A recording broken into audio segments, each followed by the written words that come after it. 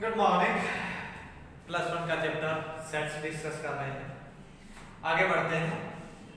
कल तक हम कहाँ पहुंचे थे वो देखते हैं, फिर आगे थोड़ा सा आगे डिस्कस कर लेते हैं। अगर हम बात करें तो सेट्स टॉपिक में हम बात कर रहे थे classification of sets. Classification of sets. पहली बार क्लासिफिकेशन ऑफ सेट कर चुके थे based on number, based of number of elements, based on number of elements. जिसमें क्या था मेरे पास, जब जो based on number of elements थी, based on number of elements, based on number of elements में पहली क्लासिफिकेशन में हमने बात की थी, ये हम बात कर चुके हैं, वॉइड सेट, या आप इसे कहते एम्प्टी सेट, या आप इसे कहते नल सेट। क्या कहते? Null set, void set, empty set या नल सेट पहली। उसके बाद हम बात कर चुके थे सिंगलटन सेट की। सिंगलटन सेट के बाद हम बात कर चुके थे आपके पास फाइनाइट सेट की, और तीसरी बात यानी कि चौथी बात हम कर चुके थे इनफाइनाइट सेट। ये सब हम बातें कर चुके हैं कि एम्प्टी सेट हो, सिंगलटन सेट हो, फाइनाइट सेट हो, इनफाइनाइट सेट हो। ये जो क्लासिफिकेशन थी ये एलिमेंट्स की काउंटिंग पे बेस्ड थी, यानी कि किसी सेट में कितने एलिमेंट्स हैं उसके अकॉर्डिंग उसका नाम दिया गया।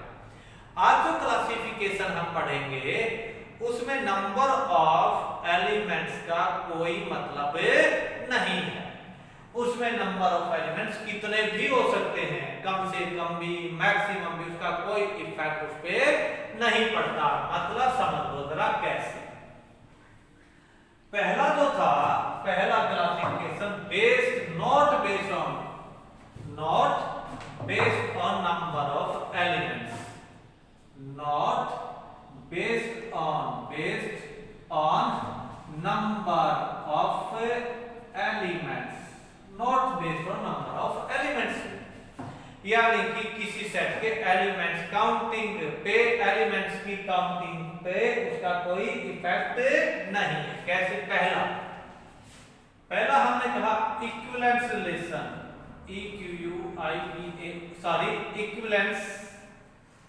Equivalence set. क्या था? Equivalence set. पहला था इक्विवेलेंस सेट और दूसरा था इक्वल सेट। दूसरा क्या था? Equal set. पहला इक्विवेलेंस सेट और दूसरा था इक्वल सेट। पहला इक्विवेलेंस सेट और दूसरा था इक्वल सेट। इक्विवेलेंस सेट का मतलब समझ लेना। पहले डेफिनेशन लेते हैं equivalence set. Equivalence set, equivalence set, equivalence set, two sets A and B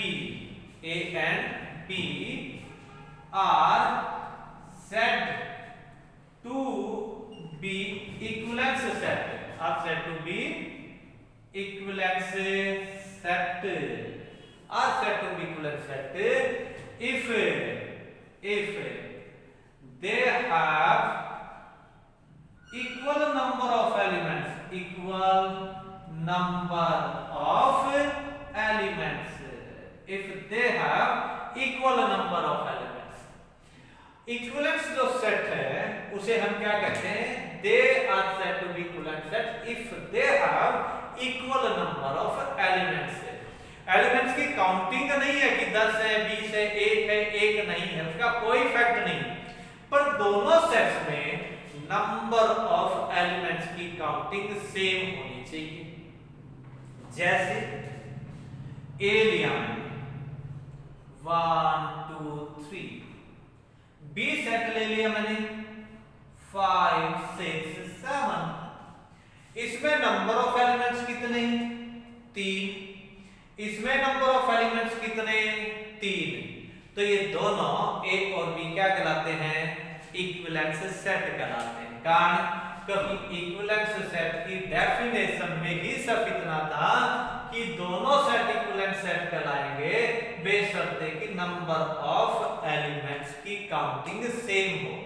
देख इसमें नंबर ऑफ एलिमेंट्स कितने 3, इसमें नंबर ऑफ एलिमेंट्स कितने 3। क्लियर? ओके, ये दोनों ही इक्विवेलेंट सेट कहलाएंगे। क्लियर? जैसे मान लेते हैं मेरे पास दो क्लास है, एक +1 एक +2। मान लिया +1 में भी 60 स्टूडेंट्स हैं और +2 में भी 60 स्टूडेंट्स हैं। अब इसमें अलग स्टूडेंट इसमें अलग स्टूडेंट है, पर काउंटिंग इसमें भी 60 और काउंटिंग इसमें भी 60। तो इसका मतलब +1 का सेट और +2 का सेट दोनों इक्विवेलेंट सेट कहलाएंगे। क्या कहलाएंगे? दोनों इक्विवेलेंट सेट कहलाएंगे। समझ में बात की नहीं आई? इक्विवेलेंट सेट में ये नहीं है कि इसमें 1 2 3 है तो इसमें भी 1 2 3 ही हो ना।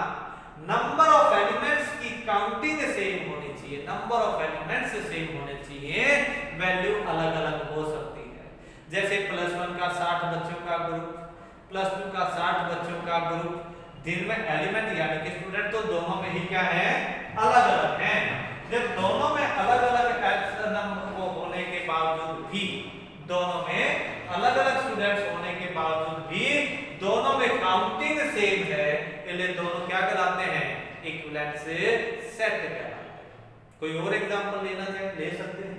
जैसे मान लो C = 5 7 9 10, D = 1 1 5 8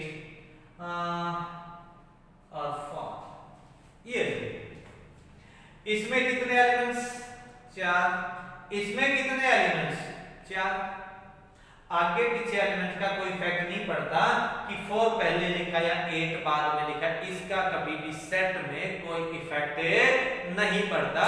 एलिमेंट्स को आगे पीछे लिख सकते, इसका कोई इफेक्ट नहीं होता। अब कहोगे कि सर इसमें तो 5 एलिमेंट्स हैं। नहीं है भाई, इसमें 1 रिपीटेशन में लिखा हुआ है, इसलिए काउंटिंग में सिर्फ एक ही आना है। काउंटिंग में कितने आने हैं? सिर्फ एक ही आना है। तो नंबर ऑफ एलिमेंट्स से C में भी उतने, नंबर ऑफ एलिमेंट्स से D में भी इतने ही, इसलिए दोनों क्या कहलाएंगे? Equivalent set. अब बारी आती है यार, इक्विवेलेंट सेट तो लिखा गया, सिंबल क्या होता है दोनों का? इक्विवेलेंट सेट का सिंबल क्या होता है, यानी कि नोटेशन क्या है, वो भी देख लेते हैं। Equivalent set is denoted by, equivalent set is denoted by A is equivalent to B। इसे क्या कहते हैं? इक्विवेलेंस।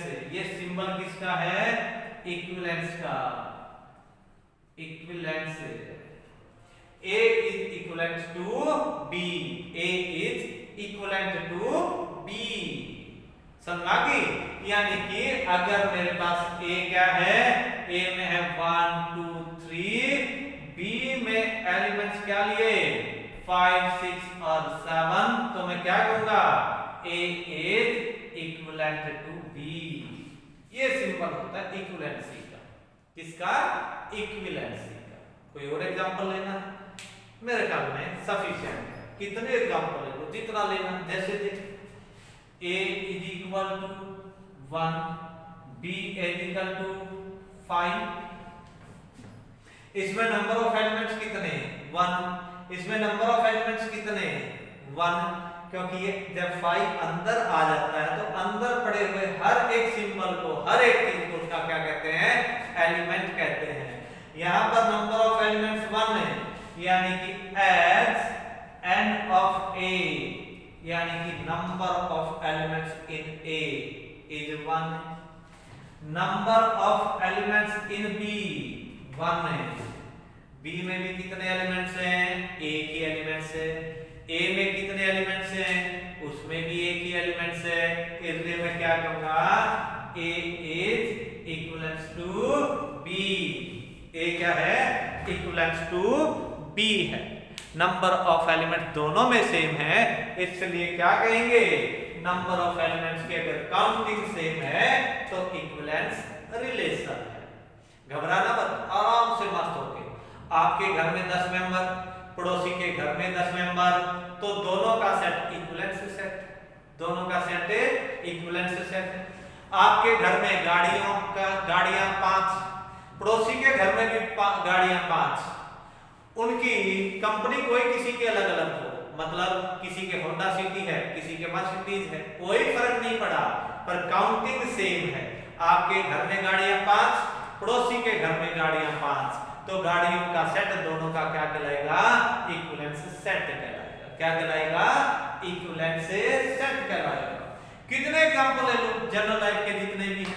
आपके पास 5 कपड़ों की जोड़ी, दूसरे के पास भी 5 कपड़े की जोड़ियां हैं, तो अलग अलग ना, पर फिर भी क्या है, वो आपके कपड़ों का सेट और वो दूसरे के कपड़ों का सेट भी क्या कहलाएगा? इक्विवेलेंस सेट कहलाएगा। क्या कहलाएगा? इक्विवेलेंस सेट कहलाएगा। अब आगे बढ़ते हैं थोड़ा सा। इक्विवेलेंस सेट के बाद हम बारी किसकी आ रही थी? अपने पास बारी आ रही थी इक्वल सेट। किसकी बारी आ रही थी? इक्वल सेट की। जब हम इक्वल सेट की बात करते हैं तो इक्वल सेट में नंबर ऑफ एलिमेंट्स भी सेम, नंबर ऑफ एलिमेंट्स भी सेम और काउंटिंग भी सेम। क्या? नंबर ऑफ एलिमेंट्स भी सेम और काउंटिंग भी सेम। मतलब लिखो डेफिनेशन, इसके बाद अपने आप क्लियर हो जाएगा। Equal set, two sets A and B are said to be equal sets, said to be equal sets if they have same number of elements, if they have same elements, if both have same elements, कुछ समझ आई? अब देख same elements में, भाई same elements में counting भी automatically आ गई। उसमें ए है तो उसमें भी ए, उसमें बी है तो उसमें भी बी। सेम एलिमेंट्स है, बस सेम एलिमेंट्स का मतलब समझ लो जरा, ऐसे देखो एग्जांपल ले। एज एग्जांपल एक सेट लिया, मैंने लिखा ए बी सी, सही है। ए दूसरा एलिमेंट लिया बी, तीसरा एलिमेंट लिया सी। अब मैंने एक बी सेट लिया, इसमें एलिमेंट लिखे बी सी ए। इसमें नंबर ऑफ एलिमेंट्स कितने? 3। इसमें नंबर ऑफ एलिमेंट्स कितने? 3। भाई इसमें भी 1 2 3 एलिमेंट्स, इसमें भी 1 2 3 एलिमेंट्स, काउंटिंग बराबर। अब दूसरी बात आ जाएगी, इसमें ए तो इसमें भी ए, इसमें बी तो इसमें भी बी, इसमें सी तो इसमें भी सी। काउंटिंग भी सेम और वैल्यू भी सेम। क्या है? काउंटिंग भी सेम और वैल्यू भी सेम। जब काउंटिंग भी वही हो और वैल्यू भी वही हो तब उसे कहते हैं, काउंटिंग और वैल्यू सेम हो तो उसे इक्वल सेट कहते हैं। क्या कहते हैं? इक्वल सेट से। अब इस बात का तो पता है आगे पीछे लिखने पे कोई इफेक्ट नहीं पड़ता। किसी ने ए पहले लिखा, किसी ने ए को बाद में लिख दिया, इसका कभी भी इफेक्ट नहीं पड़ता। दोनों सेट्स को क्या कहेंगे? Equal sets. Here A and B are equal sets। क्या है? Equal sets. क्या लिखोगे? A is equal to B, A is equal to B। तो ये दोनों क्या कहलाते हैं? मेरे पास इक्वल सेट कहलाते हैं। क्या कहते हैं? Equal set. इसे क्या कहते हैं? इक्विवेलेंट सेट कहते हैं। वैसे इक्विवेलेंस तो रिलेशन हो जाता है, रिलेशन इक्विवेलेंट। जब स्पेलिंग लिखो तो यहाँ एल एंड सी की मत लिखना, E Q I equivalence, E Q I V A L N T, equivalent set. क्या लिखोगे? Equivalent set. Equivalent E Q I V A L N T, equivalent set. क्या कहते हैं? Equivalent set. इक्विवेलेंस नहीं कहते, सॉरी, इक्विवेलेंट होता है, equivalence नहीं। सी ई पे स्पेलिंग खत्म नहीं होती, टी ई पे खत्म होती है, इक्विवेलेंट सेट। और ये इक्वल सेट हो गया। चलिए अब बारी होती है A and B are equal set. कोई और ले लेते हैं, जैसे देख ले लें, ले लेते हैं यार, इतने हड़बड़ा आराम से प्यार से कर। देख A is equal to 1 2, B is equal to 1 1 2 2। दोनों क्या हैं? Equal sets. दोनों क्या हैं? Equal sets. इसमें नंबर ऑफ एलिमेंट्स कितने? 2। इसमें भी कितने? 2। बार बार हर रोज बोलता हूं कि रिपीटेशन एक बार ही काउंट होती है। ये 1 1 2 बार लिखा पर काउंट एक बार होगा। 2 2 किसी भी सेट में रिपीटेशन कितनी बार भी कर सकते हो पर काउंटिंग एक बार ही होती है। Here A and B are equal set। दोनों क्या है? Equal set. सही बात है कि नहीं है? सही है। आपने मम्मी पापा का नाम लिखा सेट में, ब्रदर ने भी सेट एक मम्मी पापा का नाम लिखा, स्वाभाविक है दोनों क्या बनेंगे? Equal set.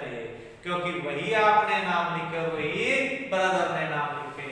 हाँ, पहले किसी ने मम्मी का लिखा, किसी ने पापा का लिखा, उससे कोई इफेक्ट नहीं पड़ता। यानी किसमें आगे पीछे लिखने से कोई इफेक्ट किसी भी सेट में, ये नहीं कि इन्हीं सेट में, किसी भी सेट में आगे पीछे लिखने का कोई इफेक्ट नहीं पड़ता। इन दोनों को हम क्या कहते हैं? इक्वल सेट कहते हैं। क्या कहते हैं? इक्वल सेट कहते हैं। अब टॉपिक नेक्स्ट पे जाते हैं हम लोग। अब बारी आती है सबसेट। किसकी बारी आएगी? सबसेट की। इक्वल सेट के बाद बारी आती है अपने पास सबसेट। नेक्स्ट टॉपिक ले रहे हैं subset. Subset, okay, equal sets के बाद सबसेट। चलिए एक मिनट देख लेते हैं कितना टाइम में घुमा सकते हैं। आपके पास नहीं देंगे। अब सबसेट का टॉपिक क्योंकि थोड़ा सा प्यार से होगा, आराम से होगा, थोड़ा सा लेंथी भी बन जाता है। लेंथी नहीं बन जाता, मतलब समझते प्यार से ही। तो सबसेट की डिस्कशन हम कल करेंगे। आज के लेक्चर में हम इतना ही 15-20 मिनट का ही डालेंगे, यही सफिशिएंट है। ठीक है, आज एक ही टॉपिक डिस्कस करना था जो कल अधूरा रह गया था। ये हो गया मेरे पास क्लासिफिकेशन ऑफ सेट्स। अब कल बात करेंगे क्लासिफिकेशन सेट से आगे, यानी कि टॉपिक किसकी बात करेंगे? सबसेट की। सबसेट टॉपिक कौन सा डिस्कस करेंगे? सबसेट। ओके, फिर मिलते हैं। Thank you.